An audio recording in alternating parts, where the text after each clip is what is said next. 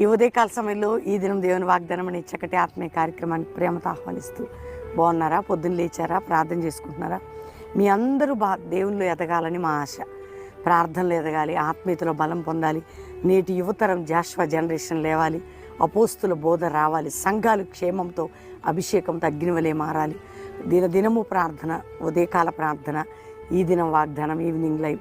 ఇంకా రక్షణ లేని బిడ్డలు, యేసు రక్షకుడు నీ కొరకు ప్రాణం పెట్టి రక్తం కార్చిన యేసుకు నీ హృదయాన్ని, అదే పరలోకం నిత్య జీవం పాపక్షమాపణకి ఒక మార్గం, ఏసే మార్గం కదండి.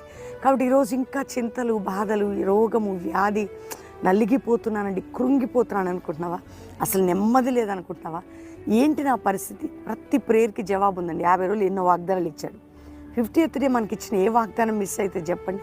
ఆయన చిత్తానుసారమైన ప్రతి వాగ్దానం నీ పట్ల, నా పట్ల దేవుడు నెరవేరుస్తాడు. కాబట్టి ఒక్క మాట నేను చదువుతున్నాను.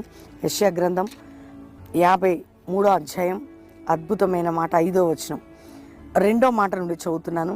ఆయన మన దోషములను నలగొట్టబడెను బట్టి మన సమాధానం శిక్ష ఆయన మీద పడిన, అతడు పొందిన దెబ్బల చేత మనకి స్వస్థత కలుగుచున్నది. అసలు ఏంటి? నీ ఇంటర్నల్ హీలింగ్ అయినా, నీ బాహ్య హీలింగ్ అయినా కారణం ఎవరంటే యేసు. అది గుర్తుపెట్టుకోండి. నీ మనస్సులో స్వస్థత అయినా, అంటే పాప శాపము నుంచి రక్షణ, స్వస్థత, ఆత్మ స్వస్థత, బాహ్య సంబంధమైన స్వస్థత యేసు పొందిన దెబ్బలే, ఆయన ప్రాణ త్యాగమే, ఆయన మరణ బలియాగమే. క్రిస్మస్ సంబరం జరుపుకుంటున్నాగా మనందరం. క్రీస్తు పుట్టినది ఒక శుభకరమైతే, క్రీస్తు మన కొరకు చనిపోవటం ఒక అద్భుతమైతే, పునరుద్ధానుడైన లేవటం, ఆయన వెళ్ళటం, మరల రాబోతున్నాడు. రావడం అంటే మళ్ళీ రాబోతున్నాడు. కాబట్టి ఈరోజు ఎంతమంది బిడ్డలు యేసుని నమ్ముతున్నారు? నీతి జీవం పరలోకం నీకుంది. ఆయన పొందిన దెబ్బలు నీ స్వస్థతకి. ఈరోజు క్యాన్సరా, రకరకాల వ్యాధుల, శరీరక రోగ వ్యాధ, నేనే నీ స్వస్థతకి, విడుదలకి కారణం అంటున్నాడు.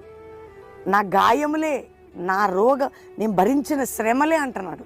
కాబట్టి నీ దోషమును, నీ రోగమును, నీ వ్యాధిని భరించాడు ఆయన. కాబట్టి ఈరోజు దేవుడు మనకిస్తున్న వాగ్దానం, నీ స్వస్థతకి, విడుదలకు కారణం నేనే. నేను స్వస్థపరిచేవాడను, నీకు విడుదల ఇచ్చేవాడను నేనే. ఈరోజు వాగ్దానం, నిన్ను క్షమించేవాడను, స్వస్థపరచేవాడను, విడుదల ఇచ్చేవాడను నేనే. నా వలనే. ఈ మాటను పట్టుకొని గట్టిగా ప్రార్థన చేసి, పొందిన గాయముల వల్ల నేను స్వస్థత ఉంది అనుకోండి. ఊరికే మీ రోగం వెళ్ళిపోద్ది, మీ మనసు ప్రశాంతంగా ఉంటుంది, మీ హృదయం నెమ్మది ఉంటుంది. ప్రార్థన చేసుకుందామా? తండ్రి, ఎంతమంది బిడ్డలు నేను నమ్ముతున్నారు, వారికి, నమ్మని వారికి రక్షణ, నమ్మే విధమైన కృప, రక్షణ లేని వారికి రక్షణ, రోగములతోన్న యేసు పొందిన గాయముల వల్ల వారి ప్రతి రోగమునికి స్వస్థత, అప్పులు, ఆర్థిక సమస్యలు, మా పోరాటాలన్నీ నీ మీద వేసుకున్నా. కాబట్టి ఎవరికి ఏ భారం ఉందో, ఏ